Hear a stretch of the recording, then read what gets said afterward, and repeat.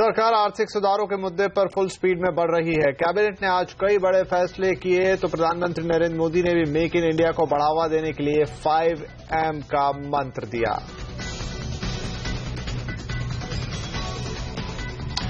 Reform के मुद्दे पर टॉप गियर में आई सरकार। कैबिनेट ने जमीन अधिग्रहण अध्यादेश को मंजूरी दी। डिफेंस, इंफ्रा और अफोर्डेबल हाउसिंग के लिए जमीन अधिग्रहण में मिलेगी छूट। कॉर्पोरेट विवाद जल्द सुलझाने के लिए भी ऑर्डिनेंस। मेक इन इंडिया के रोड मैप पर तेजी से काम कर रही है सरकार। जनवरी के पहले हफ्ते में बैंकों के साथ बैठक करेंगे पीएम। मेक इन इंडिया को सफल बनाने के लिए दिया 5M का फॉर्मूला। दिल्ली की करीब 900 अवैध कॉलोनियां होंगी नियमित। कैबिनेट के फैसले से 60 लाख लोगों को फायदा। ज्यादा प्रोविजनिंग और खराब क्रेडिट ग्रोथ के चलते घटी बैंकिंग सेक्टर की ग्रोथ। आरबीआई रिपोर्ट के मुताबिक सरकारी बैंकों को ज्यादा पूंजी की जरूरत।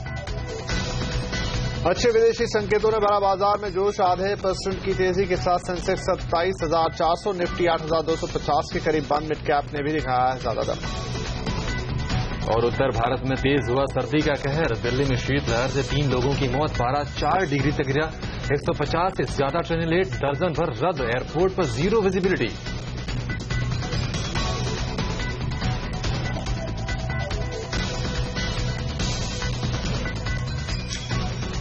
नमस्कार, आवाज एट 9 में आपका स्वागत है। आपके साथ मैं हूं विपिन भागे। और नमस्कार, आपके साथ मैं हूं अभिषेक सत्यव्रतम। अभी आपने देखी कुछ बड़ी हेडलाइंस, लेकिन कुछ और भी खबरें हैं जो बना रही हैं सुर्खियां।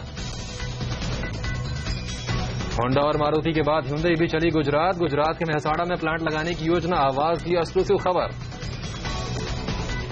एयरटेल के ग्राहकों के लिए अच्छी खबर। इंटरनेट से फोन पर चार्ज लगाने के फैसले से पलटी कंपनी। और दोस्तों की शॉपिंग से आपको मिल सकता है फायदा, लेकिन local deal company gold whip ने शुरू की रेफरल शॉपिंग पर डिस्काउंट की स्कीम।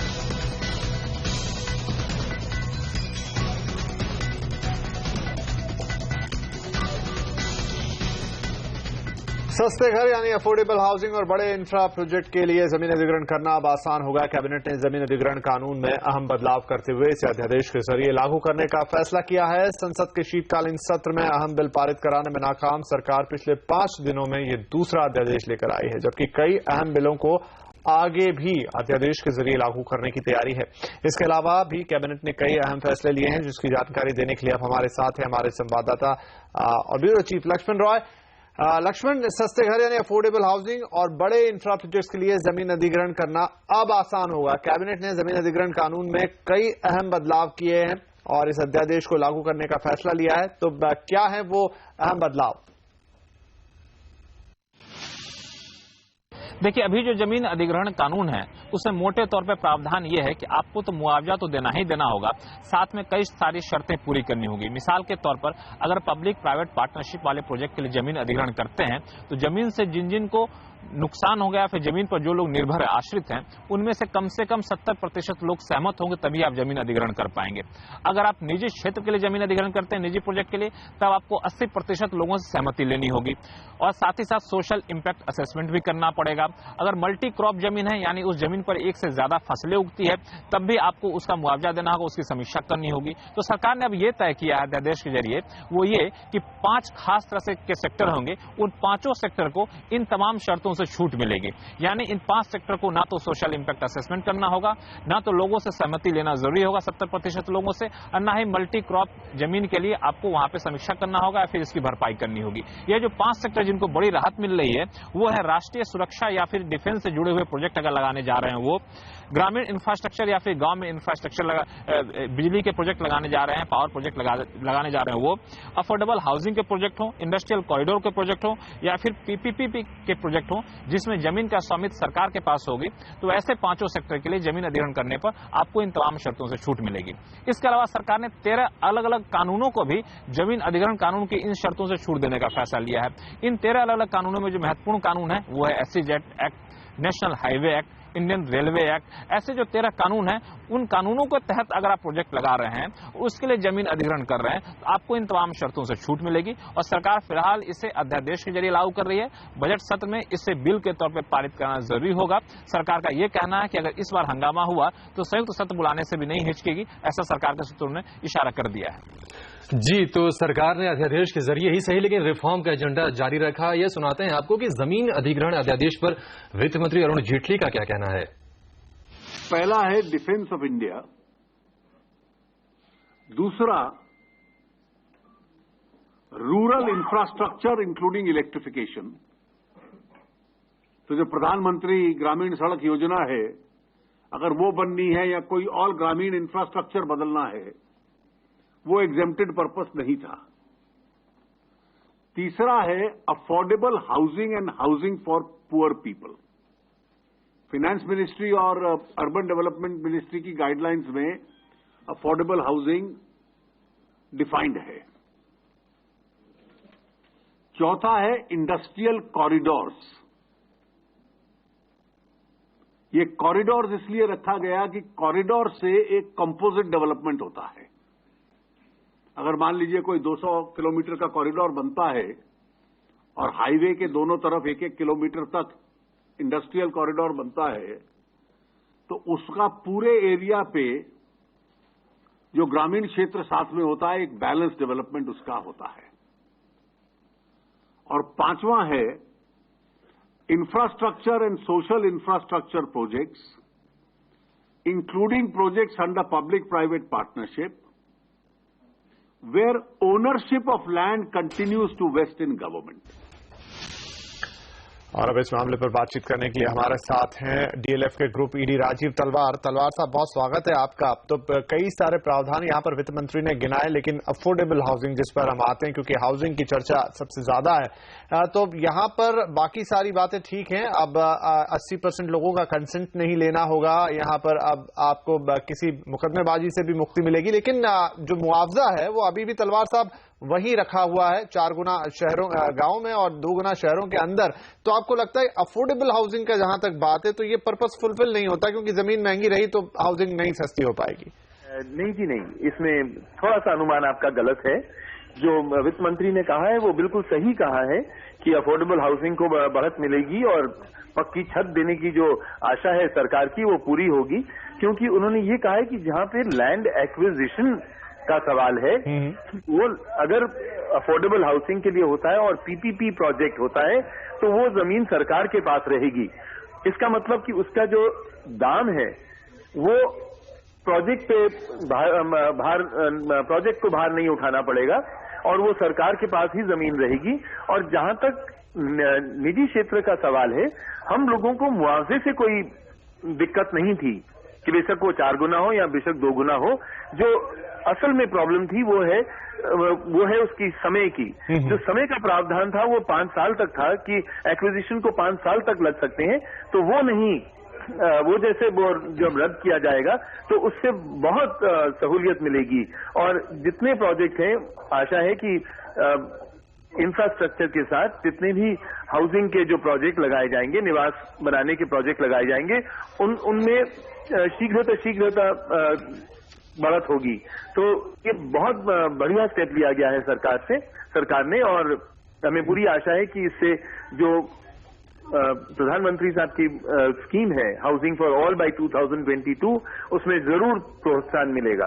एक सोशल इम्पैक्ट असेसमेंट के नियम में भी यहां पर छूट दी गई है। तो हमने जो कहानी होती देखी थी नोएडा एक्सटेंशन के अंदर की, मामला चला गया अदालत में, लंबा खिंचता गया, उसकी वजह से देरी हुई, बहुत लोगों को नुकसान हुआ। आपको लगता है ये भी एक बड़ा परिवर्तन लेकर आएगा? हाँ, बहुत बड़ा परिवर्तन है ये, क्योंकि जो सोशल इम्पैक्ट असेसमेंट है उसमें अधिक से अधिक समय गुजरता था। और आप भी ये सोचिए कि जिस लैंड एक्विजिशन को 5 साल लगेंगे, वहां पे वो प्रोजेक्ट क्या लगेगा। उस वक्त तो शायद निवेश का या जो ग्लोबल हालात होते हैं वो बदलने का या डोमेस्टिक ग्रोथ बदलने का अगर कुछ वो निकल जाए, कुछ हो जाए, तो कौन वेट कर सकता है 5 साल के लिए। ये सरकार ने ये हटा के एक बहुत ऐतिहासिक कदम आगे लिया है। राजीव जी, क्या अभी कोई ऐसा बदलाव है जो किया जाना बाकी लगता है आपको? एक बदलाव जो होना चाहिए कि अगर आप निजी क्षेत्र में अपने स्वयं जमीन खरीदते हैं तो उस पर कोई साइज की रोक नहीं होनी चाहिए। इससे एक तो मार्केट प्राइस मिलती है, पूरी कॉम्पनसेशन मिलती है सेलर को। अगर ये विलिंग बायर विलिंग सेलर जो कि सरकार की मदद होती है निजी क्षेत्र से, अगर उसको रिकग्निशन दे दी जाए तो ये एक और कदम अच्छा होगा। राजीव साहब, एक और आखिरी सवाल आपसे पूछना चाहूंगा कि कुछ भी आप करें तो कई बार उसके कुछ साइड इफेक्ट्स होते हैं। एसईजेड की पॉलिसी को हमने आते देखा, तो अब ये जो अमेंडमेंट आया है इसमें इंडस्ट्रियल कॉरिडोर और एसईजेड कानून जो है उसको भी इसके दायरे से बाहर रखा गया है। पुराना अनुभव यह है कि एसईजेड के चलते लैंड बहुत सारी इकट्ठी की गई, रख ली गई, लेकिन एसईजेड कभी बने नहीं। ये खतरा यहां पर भी हो सकता है जब आप इंडस्ट्रियल कॉरिडोर और एसईजेड दोनों की बात करें? पहले तो ये सत्य नहीं है कि एसईजेड बने नहीं, उनमें जो परिवर्तन आया उससे शायद संख्या में थोड़ी कमी आई होगी, बट एसईजेड जरूर बढ़े हैं, उनसे एक्सपोर्ट जरूर बढ़े हैं और रेवेन्यू और एम्प्लॉयमेंट जरूर बढ़ी है। तो ये बिल्कुल सत्य नहीं है कि एसईजेड का फायदा नहीं हुआ। इनफैक्ट फायदे को देखते हुए जो सरकार ने ये प्रावधान किए हैं वो बिल्कुल सही है, और यही आशा रखनी चाहिए कि अफोर्डेबल हाउसिंग में, इंडस्ट्रियल कॉरिडोर में, हाईवेज में और जो एसईजेड हैं उनमें जितनी बढ़त होगी उतना ही देश को फायदा होगा, उतनी ही आर्थिक प्रगति को, आर्थिक व्यवस्था को प्रगति मिलेगी। जी राजेश जी, हमसे बात करने के लिए बहुत शुक्रिया। लेकिन इसके अलावा देश में बिजनेस करना आसान बने, इस मकसद से सरकार ने एक और अध्यादेश को भी मंजूरी दी है। यह है अध्यादेश आर्बिट्रेशन एंड कंसिलिएशन एक्ट 1996 में संशोधन से जुड़ा हुआ है। इसके तहत किसी मामले में विवाद होने की सूरत में आर्बिट्रेटर को 9 महीने के अंदर फैसला सुनाना होगा। ज्यादा जानकारी लेते हैं अपने दिल्ली ब्यूरो चीफ लक्ष्मण रॉय से, जो हमारे साथ हैं। लक्ष्मण, आर्बिट्रेशन से जुड़े अध्यादेश की खास बातें क्या हैं जिससे मंजूरी मिली है और इसका मकसद क्या है? देखिए, दरअसल इन दिनों कारोबारी विवाद को आर्बिट्रेशन के जरिए सुलझाने की परंपरा काफी बढ़ी हुई है, लेकिन चूंकि भारत में आर्बिट्रेशन की प्रक्रिया इतनी जटिल है कि लोग बाहर में, दूसरे देशों में इंटरनेशनल आर्बिट्रेशन में जाना प्रेफर करते हैं। अब सरकार ने यह किया है कि आर्बिट्रेशन के कायदे कानून काफी आसान किया है ताकि लोग यहां पर ही कारोबारी विवाद को आर्बिट्रेशन के जरिए सुलझाने का फैसला ले सकें। इसमें जो आसान किए गए हैं उसमें प्रमुख प्रावधान यह है कि आर्बिट्रेशन ट्रिब्यूनल को 9 महीने के भीतर हर हाल में उस विवाद को सुलझाना होगा। अगर कोर्ट को ऐसा लगता है कि ज्यादा जानबूझ के समय आर्बिट्रेटर ने लिया है तो उस आर्बिट्रेटर को 3 साल तक कोई मुकदमा नहीं दिया जाएगा। दूसरा जो फैसला लिया गया वो ये है, अगर आप आर्बिट्रेशन के फैसले को चुनौती देते हैं तो चुनौती फैसला आने के 1 साल के भीतर आपको कर देना होगा। 1 साल के बाद करते हैं तो आपकी चुनौती स्वीकार नहीं होगी। आर्बिट्रेशन के फैसले की चुनौती तभी आप दे सकते हैं जब ये पब्लिक पॉलिसी के आधार पर ही आप चुनौती दे सकते हैं। साथ ही साथ यह भी कहा गया है कि आर्बिट्रेशन सस्ता हो देश में, इसलिए आर्बिट्रेशन की जो फी होती है आर्बिट्रेटर की, वो एक मुश्त फीस ले सकते हैं। सीटिंग की बजाय वो एक मुश्त फीस ले सकते हैं। तो सरकार को भरोसा है कि इसे अध्यादेश के जरिए लागू करने से तत्काल ईज ऑफ डूइंग बिजनेस का जो नारा है वो साकार होता हुआ दिखेगा। शुक्रिया लक्ष्मण इस पूरे अपडेट के लिए। और मेक इन इंडिया को कैंपेन को हिट बनाने के लिए क्या है पीएम के बड़े प्लान, बताएंगे ब्रेक के बाद। तो फाइनेंशियल स्टेबिलिटी रिपोर्ट में रिजर्व बैंक ने क्या चिंताएं जताई है, ये भी देखिए ब्रेक के उस पर।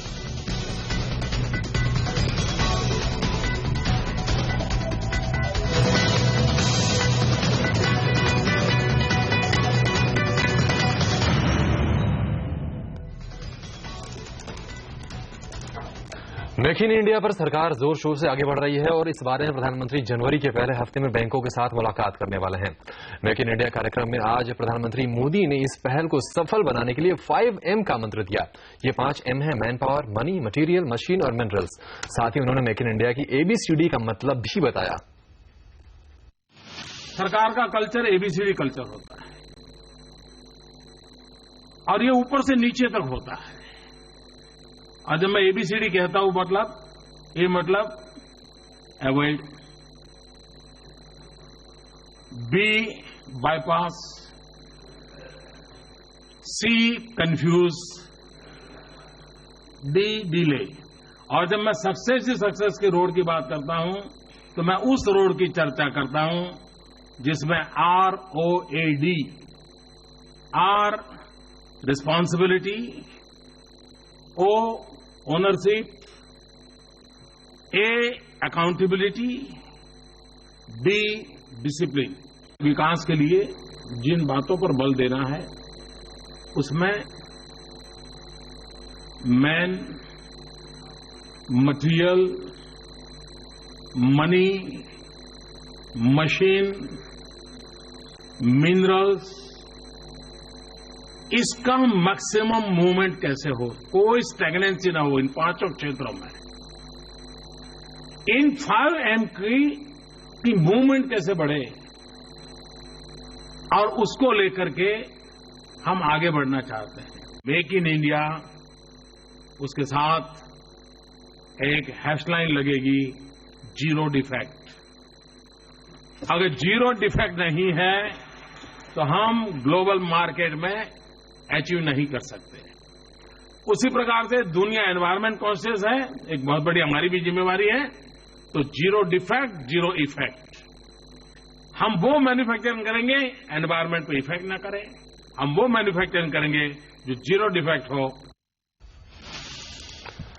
इससे पहले वित्त मंत्री अरुण जेटली ने कहा कि अगर वक्त पर मैन्युफैक्चरिंग को बढ़ावा नहीं दिया गया तो भारत मैन्युफैक्चरिंग हब की बजाय कारोबारियों का देश बन जाएगा। मेक इन इंडिया के सेमिनार में वित्त मंत्री ने कहा कि पिछले कुछ महीनों में मैन्युफैक्चरिंग सेक्टर में सुस्ती की वजह महंगा कर्ज मिलना है और आगे मैन्युफैक्चरिंग सेक्टर को बढ़ावा देने के लिए सरकार बड़े फैसले लेगी। Manufacturing remains a major challenge. And this is a reality we have to accept. The last 2 years witnessed an economic slowdown. This year may be somewhat better, the next year may be further much better. But manufacturing across, unless radical steps are taken, continues to remain a challenge. Corporates के मुताबिक make in India को सफल बनाने के लिए सरकार को और कदम उठाने की जरूरत है। वोकहार्ट के चेयरमैन के मुताबिक भारत में कारोबार को आसान बनाना होगा। If we have to make this as a long-term, sustainable, competitive advantage, I think we have to use the India's strength in terms of labor, low cost, the entrepreneurship, and I think equally important is research and development and innovation, which will make India competitive in a global market. For the manufacturing sector, the ease of getting land is important, and the finality of the cost of land is important. Like what's happening to us, it's something which has happened. We got land in Manesar, and we paid whatever price was fixed then. But there was bottom line that the courts do something. Now, the total extra cost of that, as has been worked out by HSIDC after all is coming to something close to an extra 1,000 crores. वित्त वर्ष 2014 में देश के banking sector में growth घटी है। RBI की financial stability report के मुताबिक ऊंची प्रोविजनिंग और खराब क्रेडिट ग्रोथ के चलते बैंकों का मुनाफा घटा है, जिसका असर उनके ग्रोथ पर पड़ा है। रिपोर्ट के मुताबिक खासतौर पर सरकारी बैंकों को ग्रोथ के लिए ज्यादा पूंजी देने की जरूरत है। रिपोर्ट में यह भी कहा गया है कि चालू कारोबारी साल की पहली छमाही में बैंकिंग सेक्टर के रिस्क में कोई बदलाव नहीं आया है। हालांकि स्ट्रेस टेस्ट में बैंकों के एनपीए घटने के संकेत हैं। आरबीआई ने यह भी कहा कि बैंकिंग सेक्टर के लिए अंतर्राष्ट्रीय बाजारों से झटका लगने का जोखिम बरकरार है। साथ ही प्रमोटरों का छिपा लेवरेज बैंकों के लिए बड़ा खतरा है।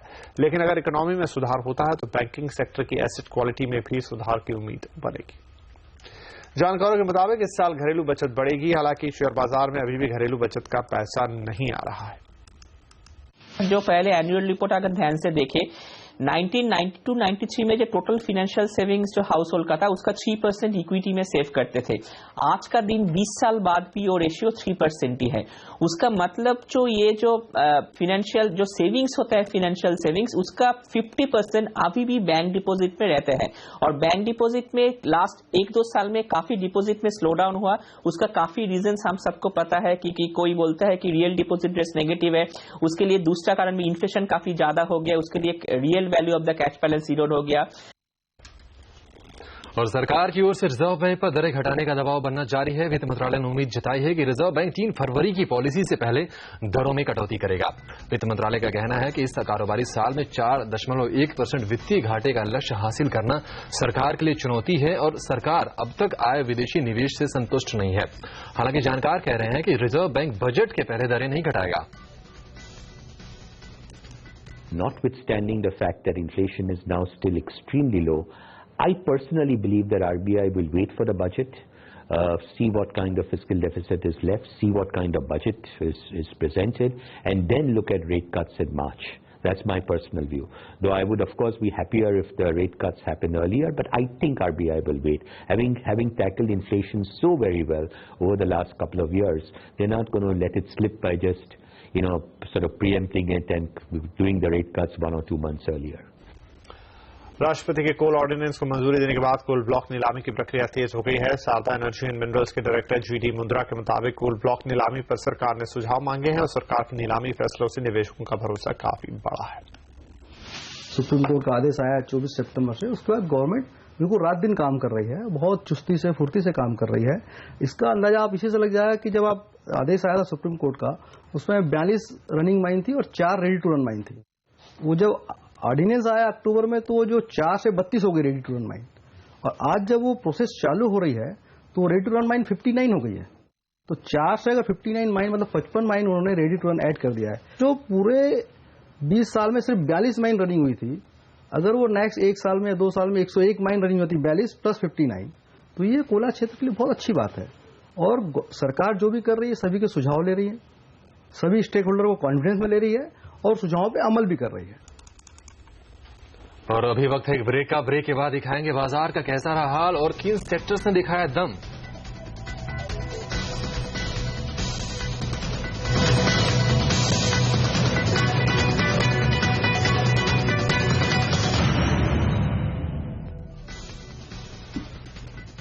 अच्छे संकेतों के दम पर आज बाजार ने हफ्ते की शानदार शुरुआत की है। आधे % से ज्यादा की तेजी के साथ सेंसेक्स 27,400, निफ्टी 8,250 के करीब बंद हुआ है। आज मिड कैप शेयरों ने दिग्गजों के मुकाबले ज्यादा दम दिखाया। किन शेयरों सेक्टर्स ने बाजार को रफ्तार देने का काम किया और कहां से दबाव दिखाया, ये बता रहे हमारे सहयोगी हेमंत खैर। देखिए, कहना चाहिए कि हफ्ते के पहले कारोबारी दिन एक पॉजिटिव शुरुआत करी है और सीरीज का दूसरा कारोबारी दिन भी आप देखिए अच्छा रहा है। दिन भर हमने हरे निशान में कारोबार किया, लेकिन वॉल्यूम्स देखिए आज भी कम थे। 1,40,000 करोड़ के आसपास के वॉल्यूम्स हुए। शुक्रवार को भी हमने देखा था इसी तरह के वॉल्यूम्स देखने को मिले थे। सुस्ती देखी गई, हालांकि हरे निशान में जरूर कारोबार हुआ, लेकिन पार्टिसिपेंट्स लगता है छुट्टियों के मूड में है और ज्यादातर लोग हॉलीडे मनाने निकल लिए हैं। बैंक निफ्टी आज का नजर आपको जरूर करनी चाहिए और आप देखिए यहां पर आज लाल निशान के साथ ट्रेड हुआ है। PSU बैंकिंग स्टॉक्स जिन्होंने अब तक पार्टिसिपेट अच्छा किया था, यहां पर भी आज थोड़ी सी मुनाफा वसूली देखने को मिली और इस सूचकांक को छोड़ दीजिए तो बाकी सारे सेक्टर इंडाइसेस हरे निशान के साथ ट्रेड हुए हैं। आज फिर से मिड कैप स्टॉक्स में ज्यादा अच्छा प्रदर्शन देखने को मिला। मेटल्स की बात करनी चाहिए सबसे पहले और आप देखिए सेल, हिंडाल्को, सेसा स्टरलाइट जैसे स्टॉक्स में अच्छी खासी तेजी देखने को मिली। ये एक सेक्टर है जो सारे साल पिटा रहा और आज यहां पर एक बाउंस देखने को मिला साल के अंत में। ऑटो स्टॉक्स में एक अच्छी तेजी देखने को मिल रही है। बाजार ये मानकर चल रहा है कि शायद एक्साइज ड्यूटी जो कम की गई थी सरकार की तरफ से, उसकी शायद मियाद और बढ़ा दी जाए और इसीलिए आप देखिए यहां पर तेजी के साथ ट्रेडर्स ने पोजीशंस बनाई हैं। ऑटो एंसिलरी स्टॉक्स में भी तेजी देखने को मिली है। MRF, मदरसन सुम्मी, भारत फोर्ज जैसे स्टॉक्स में बढ़त देखने को मिली। ऑयल एक्सप्लोरेशन से जुड़े हुए कुछ स्टॉक्स थे जहां पर आज दम भरा है। आप देखिए अबान ऑफशोर को अच्छी खबरों का फायदा मिला। 17% का उछाल। GOL ऑफशोर, HOEC ये तमाम काउंटर्स थे जहां पर बढ़त के साथ कारोबार हुआ। छोटे मझौले शेयरों में ज्यादा तगड़ा एक्शन देखा गया। UB होल्डिंग्स, हाई कोर्ट से एक राहत मिली, उसका फायदा स्टॉक को मिला। करियर पॉइंट ने एक MOU किया राजस्थान सरकार से, उस स्टॉक में भी तेजी देखने को मिली। 10% ऊपर जाकर ये शेयर बंद हुआ। वालचंद नगर में 10% का आज अपर सर्किट लगा।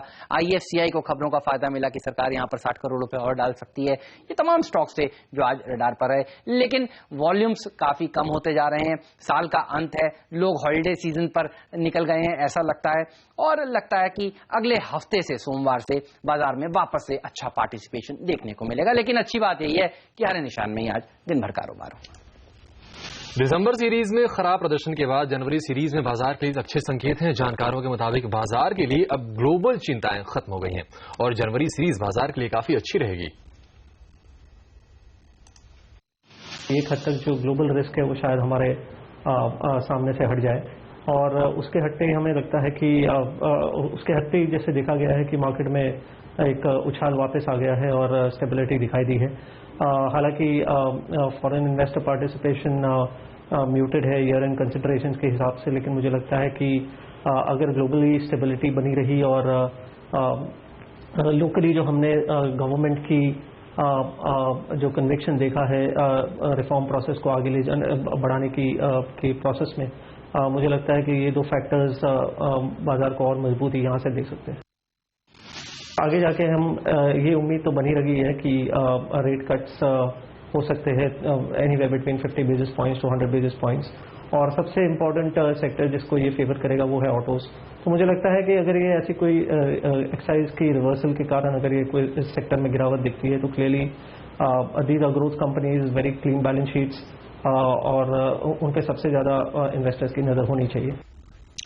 प्रधानमंत्री नरेंद्र मोदी 3 जनवरी को पुणे में बैंकर्स से मुलाकात करेंगे। इस बैठक में सरकारी बैंकों की हालत और सुधार पर चर्चा होगी। प्रधानमंत्री मोदी के कहने पर टॉप बैंकर्स इस बैठक में शामिल होने के लिए मुंबई से पुणे तक का सफर बस में तय करेंगे। इस बस में खुद प्रधानमंत्री मोदी सवार होंगे और उनके साथ वित्त मंत्री अरुण जेटली, वित्त मंत्रालय के अधिकारी और आरबीआई गवर्नर रघुराम राजन भी होंगे। एसबीआई चेयरमैन अरुंधति भट्टाचार्य समेत दूसरे पब्लिक सेक्टर बैंकों के प्रमुख प्रधानमंत्री के साथ बस से पुणे जाएंगे और ज्ञान संगम बैठक में हिस्सा लेंगे। बैठक में खास तौर पर 6 मुद्दों पर फोकस होगा। पीएसयू बैंकों का कंसोलिडेशन और रिस्ट्रक्चरिंग, इस पर भी चर्चा की जाएगी। डूबते कर्ज और कर्ज के जोखिम को कम कैसे किया जाए, साथ ही बैंक स्टाफ की सही ट्रेनिंग और बैंकिंग में ग्लोबल टेक्नोलॉजी को शामिल करने पर भी ध्यान दिया जाएगा। इसके अलावा इस बैठक में financial inclusion, direct benefit transfer, priority sector के कर्ज और ब्याज में छूट की स्कीमों पर भी विचार होगा। इस बैठक में सरकारी बैंक, इंश्योरेंस कंपनियां और नाबार्ड जैसी संस्थाएं प्रधानमंत्री के सामने प्रेजेंटेशन देंगे और सेक्टर की समस्याएं रखेंगे। और Hyundai भी लगाएगी गुजरात में प्लांट, विस्तार से अपडेट देंगे एक छोटे से ब्रेक के बाद। और दिल्ली की अनाधिकृत कॉलोनियों को नियमित करने को भी कैबिनेट की मंजूरी, कितने लोगों को होगा फायदा, देखिए आगे।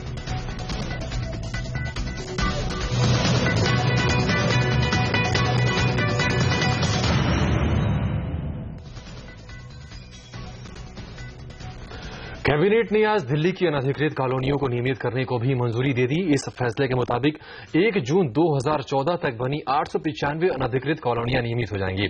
इस फैसले से दिल्ली के 60 लाख लोगों को फायदा होगा।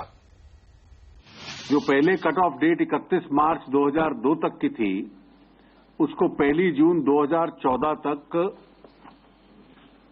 एक्सटेंड कर दिया गया है। इस सारे का असर यह है कि 895 कॉलोनीज को इसका लाभ मिलेगा और लगभग 60 लाख पॉपुलेशन को इसका लाभ मिलता है। अवैध कॉलोनियों को नियमित करने के फैसले का क्या असर होगा, यह बताने के लिए हमारे साथ हैं हमारे संवाददाता अतुल मिश्रा। अतुल, दिल्ली की अवैध कॉलोनियों को नियमित करने का जो फैसला लिया गया है उसमें कितने लोगों को फायदा हुआ ये तो हमने बताया, लेकिन उसके और क्या नतीजे निकल कर आएंगे वो जानना चाहेंगे। जी, अध्यादेश ये जो मंजूर किया गया है वो फिलहाल जो है दिल्ली के लिहाज से काफी अहम है, क्योंकि दिल्ली में अनधिकृत कॉलोनियों की संख्या काफी बड़ी है और इस फैसले के लागू होने से जो रेगुलर की जाएंगी कॉलोनियां, करीब 895 अनधिकृत कॉलोनियां जो हैं वो रेगुलराइज होंगी और इसमें करीब 60 लाख लोग रहते हैं। तो आप समझ सकते हैं कि कितने बड़े पैमाने पर लोगों को राहत मिलेगी।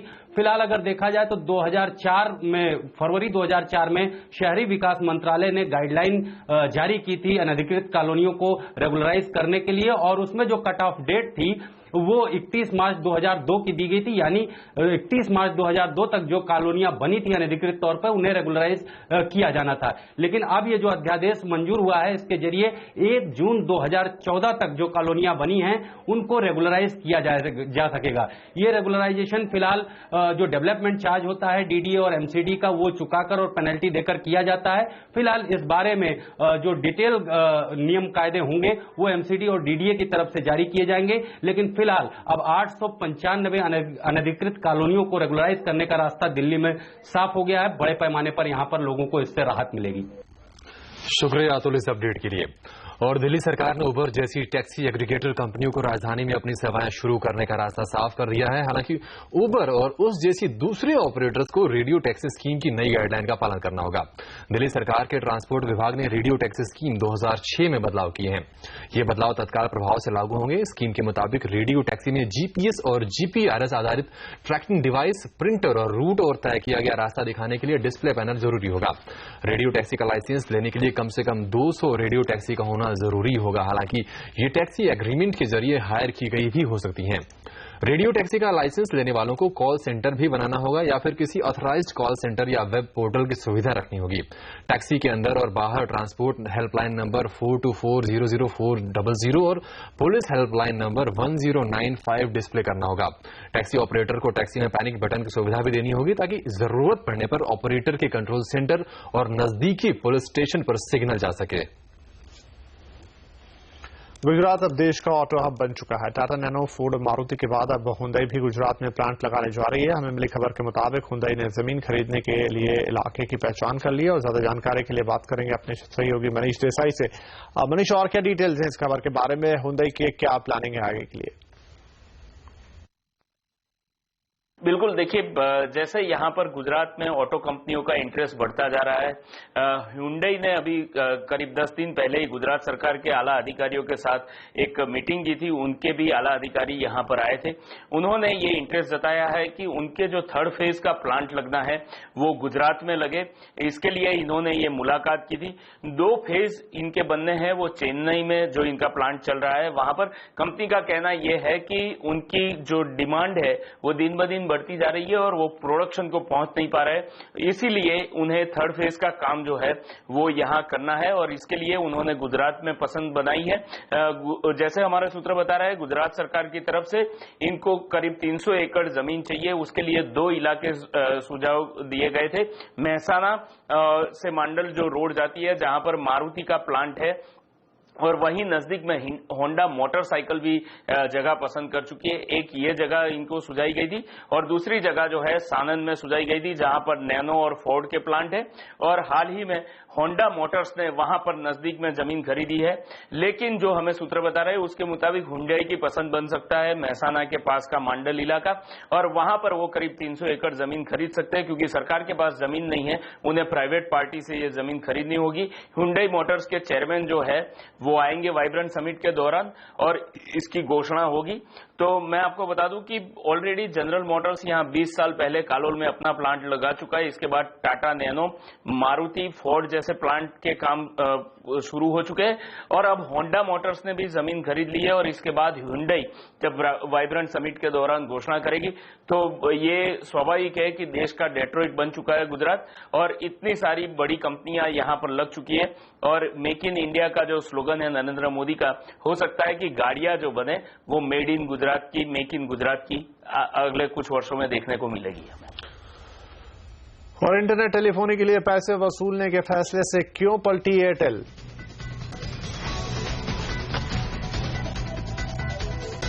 और ब्रेक के बाद ये भी दिखाएंगे कि उत्तर भारत में ठंड किस तरह ढा रही है कहर।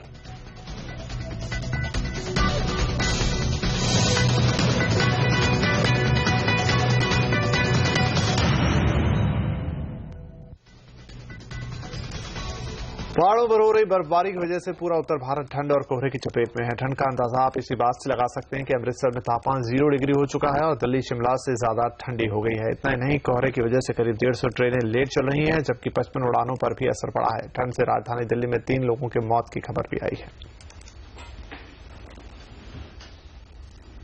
और विवाद बढ़ता देख टेलीकॉम ऑपरेटर एयरटेल ने इंटरनेट वॉइस कॉल के पैकेज लॉन्च करने की योजना टाल दी है। एयरटेल ने हाल ही में स्काइप और वाइबर के जरिए कॉल करने के लिए अलग से डेटा पैक लॉन्च करने का फैसला किया था। एयरटेल ने वॉइस ओवर आईपी कॉल के लिए 3G नेटवर्क पर 10 KB के लिए 4 पैसे और 2G नेटवर्क पर 10 KB के लिए 10 पैसे चार्ज करने का ऐलान किया था। फिर अचानक इस योजना को वापस क्यों लिया गया, ये समझाने के लिए हमारे साथ हैं हमारी संवाददाता कृतिका सक्सेना। कृतिका, आखिर एयरटेल ने वीओआईपी पैक लॉन्च करने का फैसला वापस क्यों लिया, आखिर क्या दिक्कतें आई? जी हाँ, एयरटेल ने अपने वीओआईपी पैक्स के जो टैरिफ हाइक थे वो रिट्रैक्ट कर लिए हैं। वजह ये है कि एयरटेल एक तो काफी कस्टमर कंप्लेंट्स हैंडल कर रही थी, उसके अलावा ये भी मेजर इशू था कि गवर्नमेंट इंडिविजुअल वीओआईपी का जो इम्पैक्ट होता है, नेगेटिव इम्पैक्ट होता है बैलेंस शीट पे, गवर्नमेंट उस इशू को नहीं देख रही थी। लेकिन एयरटेल ने ये कहा है अपने स्टेटमेंट में कि एक इंडिकेशन आए हैं ऐसे कि कंसल्टेशन पेपर रिलीज किया जाएगा ट्राई के द्वारा जो मेजर्स और रिलीफ को हाईलाइट करेगा जहां तक कि वीओआईपी सर्विसेज की बात आती है। इसके अलावा हमारे सूत्रों ने यह भी कहा है कि वापस जैन में शायद ये इशू रीलुक किया जाए। फिलहाल तो हाइक नहीं होगा, लेकिन अगर गवर्नमेंट आगे जाके कोई रिलीफ नहीं देती है, अगर ट्राई और डीओटी के साथ बातचीत सक्सेसफुल नहीं होती है, तब शायद इंडिविजुअल टेलीकॉम प्लेयर्स फिर से कंसिडर करें। लेकिन जो हाइक हुआ था एयरटेल के थ्रू, जो स्टीप हाइक हुआ था एयरटेल के थ्रू, वो शायद इतना स्टीप ना हो। शुक्रिया। मंगलुरु धमाके को लेकर केंद्र कर्नाटक सरकार के संपर्क में है। गृह मंत्री राजनाथ सिंह ने बताया कि जरूरी हुआ तो एनआईए से जांच करवाई जाएगी। उन्होंने कहा कि इस धमाके के बारे में खुफिया जानकारी जुटाई जा रही है। राजनाथ सिंह ने साफ कर दिया कि अभी इस बारे में नहीं कहा जा सकता कि इस धमाके के पीछे किसका हाथ था। गृह मंत्रालय में हुई बैठक में एनआईए, आईबी चीफ और गृह सचिव समेत कई अन्य आला अफसर मौजूद थे। कल हुए बेंगलुरु में रेस्तरां के बाहर धमाके में एक महिला की मौत हो गई थी। हमारी स्टेट इंटेलिजेंस एजेंसी और हमारी सेंट्रल इंटेलिजेंस एजेंसी बहुत इस समय एक्टिव रोल प्ले कर रही हैं और इंटेलिजेंस शेयरिंग के बाद एक कंप्लीट इंफॉर्मेशन देंगी, उसके बाद फाइनल डिसीजन हम लोग करेंगे। यदि एनआईए जांच की आवश्यकता होगी तो सेंट्रल गवर्नमेंट एनआईए द्वारा भी वहां के इस बंगलौर के ब्लास्ट की जांच कराएगी। और दोस्त की शॉपिंग से होगी आपकी कमाई, कैसे है मुमकिन, बताएंगे ब्रेक के बाद।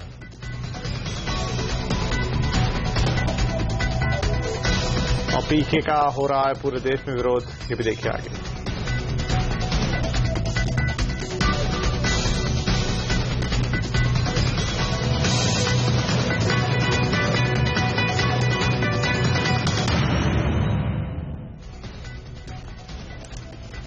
रविवार को लापता हुए एयर एशिया के विमान के समंदर में डूबने की आशंका है। दूसरे दिन भी विमान का कोई सुराग नहीं मिला है।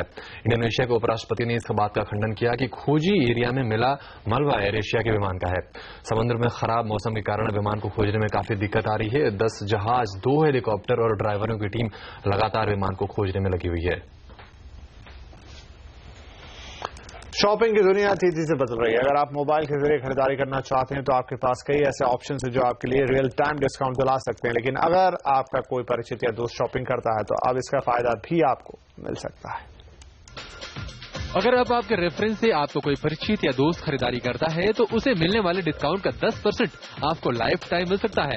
Local deal company gold whip ने एक mobile customer club crown it शुरू किया है, जिसमें किसी भी दूसरे शॉपिंग ऐप की तरह आपके आसपास के food outlet, restaurant, salon, grocery shop पर मिल रहे डिस्काउंट की डिटेल्स मिल जाएंगी।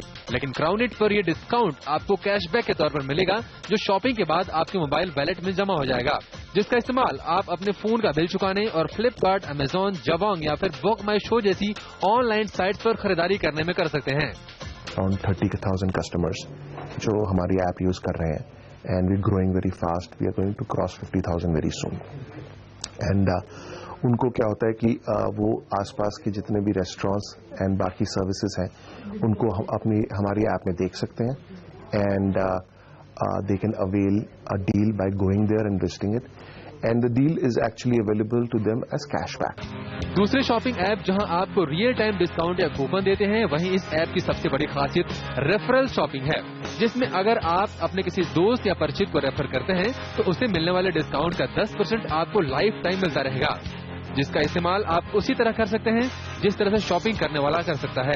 जल्द ही इसी तरह के शॉपिंग ऐप का भी मुकाबला खड़ा होने जा रहा है। लिविंग सोशल जैसे ऐप भी इसी तरह के रेफरल सर्विस शुरू कर चुके हैं, लिहाजा ऐप कंपनियां जल्द से जल्द अपना विस्तार कर रही हैं।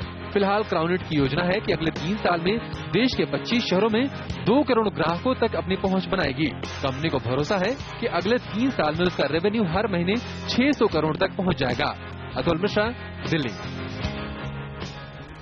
और पहले से ही मांग में कमी से जूझ रही ज्वेलरी इंडस्ट्री को नई मुश्किलों का सामना करना पड़ रहा है। इंडस्ट्री को अब कारीगर नहीं मिल रहे हैं। आखिर वजह क्या है, जानने के लिए देखिए जयपुर से हमारी खास report.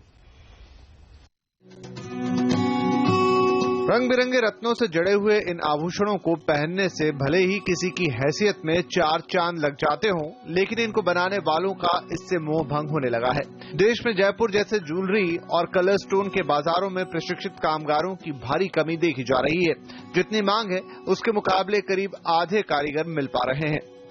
Jaipur gem and jewellery industry को लगातार दिक्कत आ रही है कि स्किल्ड आर्टिजन नहीं मिल पा रहे हैं, और उसकी वजह यह है कि एक टाइम पे जब मंदी आई थी तो एक बड़ी संख्या में जयपुर के जो आर्टिजन थे वो और इंडस्ट्रीज में चले गए और उन्होंने नया जो काम सिखाना चाहिए था अपने जेनरेशन को वो लगभग बंद कर दिया और ये दौर कम से कम 2-2.5 साल चला। उस दरमियान जो लोग निकल गए वो वापस हमारे ट्रेड में नहीं आ रहे हैं। उनके पास हुनर भी है, उनको काम का तरीका भी मालूम है, पर चूंकि वो लोग वापस नहीं आ रहे तो हमारे यहाँ जेन्युइन लेबर शॉर्टेज चल रही है। ये सच है कि मैन पावर कम हो रहा है, लोग इससे मूव होके अलग अलग एवेन्यूज में जा रहे हैं और ये जो कमी हो रही है which can be very dangerous in future, तो हम उसको काउंटर अटैक करने के लिए यही हमारे पास ऑप्शन है कि हम ज्यादा से ज्यादा लोगों को सिखाएं। हालांकि इस सेक्टर में कामगारों को तैयार करने वाले संस्थानों का मानना है कि इस सेक्टर में काम के लिए काफी संख्या में युवा आ रहे हैं, लेकिन छोटे शहरों में ट्रेडिशनल और फैमिली बिजनेस होने के कारण इन युवाओं को उनकी करियर की सुरक्षा नहीं मिल पाती है। शायद इसी वजह से ज्यादातर युवा दूसरे सेक्टर को ज्यादा तवज्जो देते हैं। मेरे ख्याल से स्किल पावर की कमी सर्टनली है और मेन रीजन ये है क्योंकि बाकी की इंडस्ट्रीज में कई अपॉर्चुनिटीज मिल रही है आज के यूथ को, तो जो ऑप्शंस है उनके पास, तो हमें ये करना है we actually the industry should go out and communicate to the youth via to the local general public कि हमारे पास ये ऑप्शंस अवेलेबल है, आप प्लीज यहाँ आइए और ये आपके करियर ऑप्शंस हो सकते हैं। किसी भी इंडस्ट्री के लिए स्किल्ड मैन पावर उसकी सबसे बड़ी जरूरत होती है, लेकिन ज्वेलरी और कलर स्टोन इंडस्ट्री में टेक्नोलॉजी का भी खूब इस्तेमाल हो रहा है। हाथों की जगह अब मशीनों ने ले ली है। अनिल शर्मा, जयपुर। आमिर खान की फिल्म पीके को लेकर देश में विरोध बढ़ गया है। कई शहरों में वीएचपी और बजरंग दल ने विरोध प्रदर्शन कर फिल्म को बैन करने की मांग की है। महानगरी हो या ताजनगरी, आगरा में बजरंग दल के कार्यकर्ताओं ने फिल्म पीके के पोस्टर्स फाड़े और आमिर खान के खिलाफ नारेबाजी की। मेरठ में भी बीजेपी के कार्यकर्ताओं ने शहर में फिल्म के पोस्टर्स फाड़ दिए और डीएम दफ्तर के सामने प्रदर्शन किया। दूसरी तरफ इलाहाबाद में आमिर खान की फिल्म पीके के खिलाफ बजरंग दल ने मोर्चा खोल दिया।